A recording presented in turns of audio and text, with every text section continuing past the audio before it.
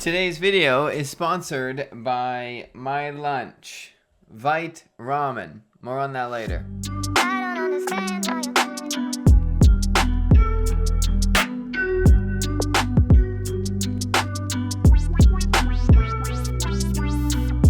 What is up, Watch fam? My name is Michael, and it's just Michael today. No Chrissy Wissy, because Chrissy Wissy is on another vacation. I found myself... I like to make a joke about Christian going on vacation, but I think I've run out of them by now, which usually means that I am, in fact, the joke. Anyways, today we are talking about the Moonswatch. I know the Moonswatch comes up a lot. I promise we are on the tail end of it, but with the YouTube algorithm, you'll notice we did Rolex market predictions, and now everybody's doing Rolex market predictions. Someone else does Moonswatch, and now we do Moonswatch. It's because of the YouTube algorithm. But if you want more specific topics, niche things, podcasts are actually the place to go for that because it's long-term listening and things like that. So it's a lot more fun. But you can go to our podcast, Theo and Harris, almost anywhere that you can get a podcast. Let me know if there's somewhere that's missing. Today we're talking on the podcast about the Micro Artist Studio, the most basically where all of the best Japanese watchmakers in Japan go and make some of the best watches ever that I used to hate, in all fairness, until I did a lot of reading about them. So that is the topic on the podcast today. It's insane.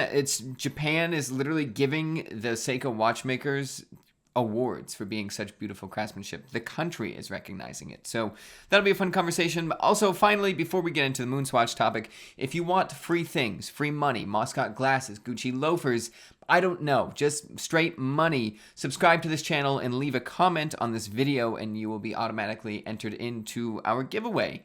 Christian is buying subscribers and what could go possibly wrong? The Moonswatch, I had the title here, I don't know what I put the title as a YouTube video, but the Moonswatch from hype to disgust. And obviously it's still, and not disgust as in you disgust me, like Biggie Smalls, but disgust as in yucky. So we'll get into that. And then finally, I wrote down what Omega could have done that I think would have made the Omega and Swatch. We really don't know who's pulling the levers behind this, but I wrote down what they could have done to make this an actually watch nerd friendly release, and then I'll explain why they won't ever do it. But we'll talk about the hype, why people got stabbed, why these swatches are actually garbage and breaking in front of a ton of people and just being trash in general, and how that kind of affects Omega and Swatch. I don't feel like really Swatch as much as Omega, but that is the topic for today. And like I said, this video is sponsored by Vite Ramen, so we'll be doing a taste test of that later. It's my lunch today, so hopefully it's excellent. I'm sure it will be.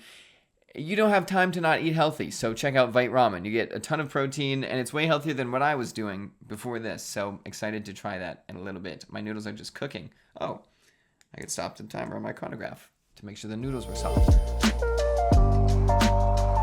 Okay, so real quick rundown of the Moonswatch fiasco. I'm sure a lot of you know it already. I'll add in some things at the end, but I'm basically trying to keep a live timeline of what is happening. So the Moonswatch is announced and thought to be only boutique only, and everybody goes nuts. There's something happening. Have you seen these pictures of these plastic moon watches, these Omega watches? Have you seen them? Are they plastic? Are they ceramic? I thought they were actually made of ceramic. I didn't know what bioceramic was, but instantly everybody in the watch world was kind of freaking out. And I feel like people adjacent to the watch world were also like, oh, did you hear that classically very expensive watch that went on the moon is now going to be offered for like $250 in plastic?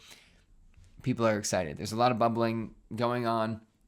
Everybody's kind of prepping for release day. Christian was offering me money to go stand in line because he probably had to go on another vacation in the meantime. But we ended up not doing that, which I would have done anyways. It would have been a ton of fun, and I would have made money doing it. So who's the real sucker here? But that didn't happen either way, because Swatch then said, whoa. We see there is a crazy amount of hype happening right now. You buffoons are in line 3 days before at 5 a.m. It was like an iPhone 4 release.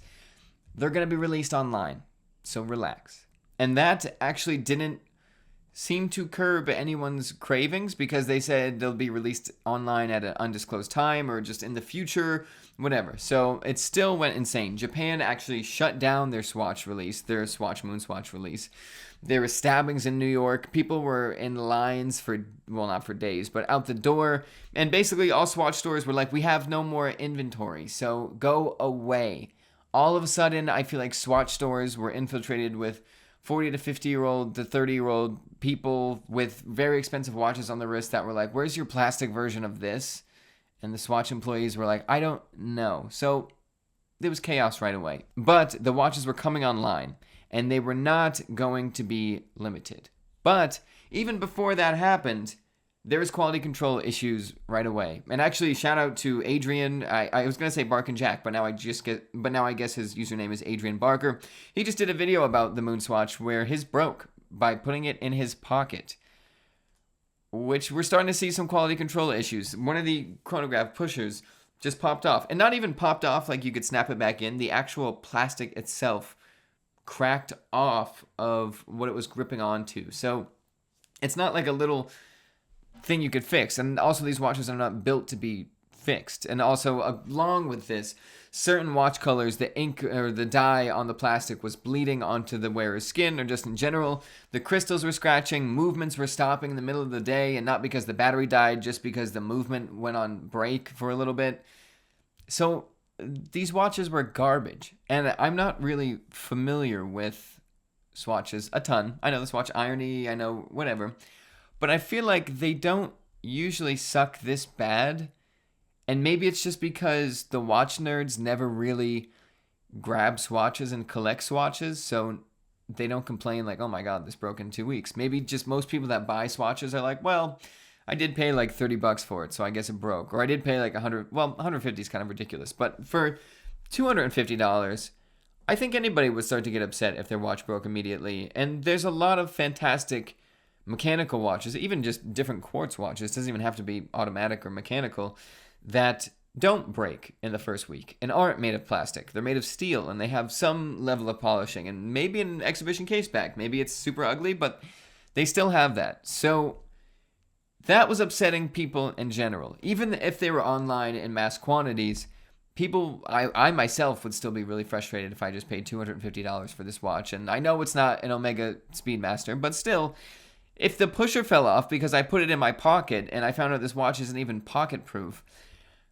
I'd be furious. I'd sue Omega for $1 million. Actually, no, the both of them make Omega, and I really want a Speedmaster eventually. So I guess I don't want to bankrupt them, which I have the power to do. But I would feel like an idiot, basically. I'd return the watch, see if I can return it. I don't know, whatever I would do.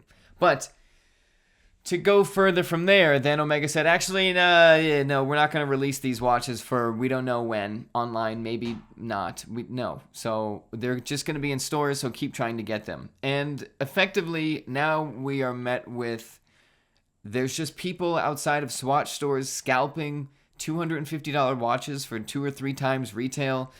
And it turned into, out of all things that Omega could have emulated with Rolex, they emulated the Rolex waiting time and the pain in the butt process of getting a Rolex with a $250 plastic watch that breaks within like the first week that you get it. So if that's not the most 2022 thing I've ever heard, there's something else coming in the watch world that we're not aware about. But that is basically the status of the Moonswatch right now. And I think, well, I'll put it this way. I don't want one. I used to want one. And then I found out bioceramic was just a fancy marketing term for plastic. They're breaking, and it just feels like I'm going to buy a piece of junk. I'm wearing right now a Zenith El Primero Shadow Revival, which is not $250.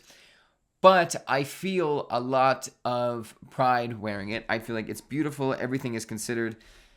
And although it's dramatically, and I mean dramatically, and not that I got a great deal on it, but it's dramatically more expensive than a Moonswatch, I still feel like I spent my money way better than spending $250 on a piece of trash. I know it's not everybody could spend $6,000, $7,000, $8,000, $9,000 and they want to get the Speedmaster, but when it's going to break and it's this horrible quality, do you feel any better that you got a knockoff version of a Speedmaster that's going to break? Or do you feel like you just should have gotten a better watch, and even if you're 20 now, waited till you're 50 to get the Speedmaster, if that's the watch you really wanted? Because the Speedmaster, waiting 30 years in this scenario getting the Speedmaster, an actual beautiful watch, and who knows what the Speedmaster will be doing in 20, 30 years, but waiting that long to get that watch would have a totally different effect. And even if I would say, when I get to what Omega could have done, if you could have gotten something in the meantime that would have held up for a little bit, go for it. But something that's going to break that fast, it's just like, why not just put that $250 towards a Speedmaster? Because you're just wasting, you're buying a little plastic toy that's going to break very, very soon. Anyways, that's my thoughts. I will say with the Speedmaster, I do not have a Speedmaster yet. And I'm going to talk about my theory on collecting in a podcast in 2 weeks from now. But the Speedmaster is one of the watches I want to tie to an achievement. But anyways, that's for a different podcast, which you should also check out our podcast, by the way. Don't forget. A little taste test of Vite Ramen right in front of our very eyes. This, by the way, is a Theo & Harris branded cup, so it will taste even better. It'll taste like work.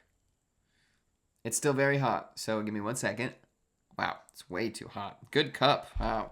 Before I try, okay, well, maybe it'll cool down in the time I tell you about this product. Vite Ramen is a small business crafting high-protein ramen in small batches in the USA. They make eating healthy and so easy, it's almost like cheating. I have been trying to find out how to cheat eating for a while because when I'm filming videos like this in New Jersey, I live in New York, I get something really unhealthy at the supermarket, and that's my lunch. And it works, but not very well. And food affects your mood and how much energy you have, which really is the big tie to your mood and how tired you are. And just eating like junk makes you feel like junk, and Vite Ramen fights against that. So they tell me, and I can't wait to try this to see if they're right, but imagine a meal crafted by a Michelin star chef with real superfoods designed by a top nutritionist. In just a few minutes, this took me probably 3.5 minutes to, well, it takes you the time it takes to boil water. And then you basically put this in there for 3.5 minutes and you have amazing food. But it's chock full of macro and micronutrients that you can name off the top of your head that not only satisfy you, but keep you full and fueled for hours, as opposed to those tiny little ramen packets that don't do that, are fried, and aren't built around health. And Vite Ramen is a small Asian-owned, family-owned business who refuses to take investor money and will continue to do so. Their dream is to make it so that everyone can eat healthy no matter what challenge a person faces. And if they're right, and this is as good as they say, they offer packs, 9-piece packs that you can get on their website, and I will probably order those once or twice a month and take them to New Jersey. They have vegan, vegetarian options. I'm vegetarian, so that's great. They also have meat options, which is also great if you don't limit yourself to vegetables. This is always a full meal with up to 31 grams of protein per serving, low on calories. 500 calories is what this is today, so it's like a regular lunch size. But if you're interested, after this taste test, click the link below to get a bundle that gives you $25 in value of free gifts and free shipping in the USA. And don't forget to use our code Theo and Harris at checkout for an additional 10% off. That is viteramen.com/Theo and Harris, or just click the link below and use the code Theo and Harris. They gave me a miso spoon and chopsticks, which goes a long way in eating. I just realized how disgusting it probably looks watching me just stick my tongue out and slurp ramen up on camera, but that's all right. All right. Taste test 1. That's very, very good. It is not overly salty, not super intense like this is a processed food, because it's not. And I think that will be my lunch now whenever I travel. You have no excuse to not eat healthy. That's what Vite Ramen wants you to know. I highly suggest it, actually, and I will be buying these packets. So Vite Ramen, if you want to send me more free ones, I'll mention it here and there, just because I'd love to get a free lunch. But even if it's not free, it is very affordable. It's cheaper than most meals that you can get, and healthier than most meals you can get. And definitely healthier than all meals that you can get at that price. So the question is, what do I, Michael Christie, in Christian's grandfather's house in New Jersey, what do I think these two massive brands and Swatch conglomerate could have done to do better? Well, here, I'll tell you. I'm sure Omega and Swatch are taking crazy notes about the gold I'm about to give them. But anyways, here's my thoughts, and then I'll follow up with why this can't happen, because it can't, which is the sad part. So first things first, I just think they needed to, well, if this is the quality that they can do at $250 without an insane markup, which I think there is based off quality control, one, this is something that they'd never follow, but just lower your margins to either lower the price or improve quality, because it's a piece of garbage. This watch is trash. It's horrible. The band is horrible. Nothing about the watch is good or fun or redeeming besides the way it looks.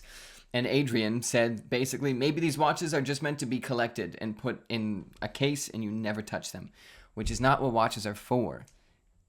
So they're not going to lower their margins. So you could raise the price a little bit. And if we go from $250 to $275, what will that fix? Will that give us better quality control? Will you give us a better crystal? Will that mean the cases don't bleed?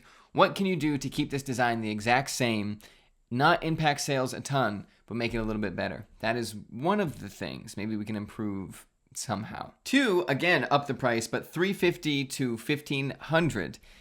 And this is where it gets interesting because, well, you can't. They won't. But still, add a sapphire crystal. I'm going to keep saying will never happen because I'm picturing Christian being like, this video is stupid while he's tanning on a beach. But this is my thoughts. So sapphire crystal, you could add. They won't, but you could. You could change the material of what the watch is actually made out of. And this is where you run into trouble because you could make it out of a much, much higher quality plastic or some resin or something like that, make it super interesting. Or steel. Steel is obviously where we run into an issue, but you could make it with some different materials and keep the inside, the quartz movement, the same. The quartz chronograph movement the same. Or you could also copy the Casio aesthetic with a rubber module, basically a module in the center of the watch, obviously not digital, this is why it's a little bit harder. Some type of movement inside, a skeleton basically holding the watch, and then an outside rubber material or something like that that makes the watch the G-Shock equivalent of an Omega Speedmaster, which I feel like would be really cool, instead of this very, very fragile version. That's kind of the version that I would think would be amazing. Even if a picture of basically a DW5600, the square G-Shock, like instead of the square being in the center, it looks like a Speedmaster. And they can do it all blacked out or just make it rubber resin, however, make it look like that. Even with the G-Shock type of rubber band, instead of the NASA or whatever style NATO strap they did, something like that, I think that would be insane. The true tool, no luxuries version of a Speedmaster like that. I think that would be cool, and I think it would demand a higher premium. I think $250 obviously would make sense for that price, but if that was a product being offered for $350, $450, $550, I'd consider it because you're getting the Speedmaster in a different case, in the same case to a degree, but for a different function, and that would be fascinating and insane. And I think watch nerds would be happy. They'd be like, okay, that's weird, but it's fine. I just don't know what's going on anymore in the watch world, but that's awesome. That's my take. Now, the obvious question is, at what point is this watch, this magic speed swatch that I made, overstepping Omega Speedmasters, the real ones, the Moonswatches, or the Moonwatches? When do people see it as a competitor? And the answer, I don't think, is really ever, for the most part, unless they made it out of steel, because then it's a quartz. People are going to be like, is this just a quartz version of the Speedmaster? Because then I'll just get that. So there is a point where you can overstep, but where is that point? I think, obviously, the brand's mentality is, well, it has to be so far away from the flagship product that it is not that product besides how it looks in a product photo. Everything else cannot be the same because it might hurt sales. Some people may be happy just getting the case shape for $400, for $500, and we cannot risk that. The Speedmaster still has to be the ultimate luxury piece. So the question is, where is that line? The question is not really how can we improve the speed swatch, this whatever you call it, or how can we fix this? How can we make it more durable or more this or more that? The question is, how many people are actually going to complain and how many people are still going to want to buy both? Because that is all they care about at the end of the day, no matter what we fret about. I think the short version of all that is the Moonswatch is what it is, and it will stay what it is, and it will probably never be improved, because the point of it is to get you so close to wanting one and getting something on your wrist that, one, satisfies Swatch, the plastic watch brand, and also creates a lust for an Omega Moonwatch. You want the real thing. So I think we're stuck with where we are. I think it's a flaming pile of garbage. I think the marketing of it is unmatched and brilliant, and it thrust Omega into the spotlight in a way that nobody thought possible. Also Swatch, but Swatch is everywhere, and everybody has a Swatch if they want a cheap watch. So from a marketing standpoint, it was brilliant. Now, to me at least, it's causing more problems than it's worth. Obviously not to these big brands, but for me it's pretty annoying. And it will stay like that. And I will one day get a Moonwatch. Anyways, that's about it. I will see you soon. I'm doing 2 videos today. Sorry that was so big of me to do, but I'll see you very soon. I hope you all are doing well, and check out the podcast.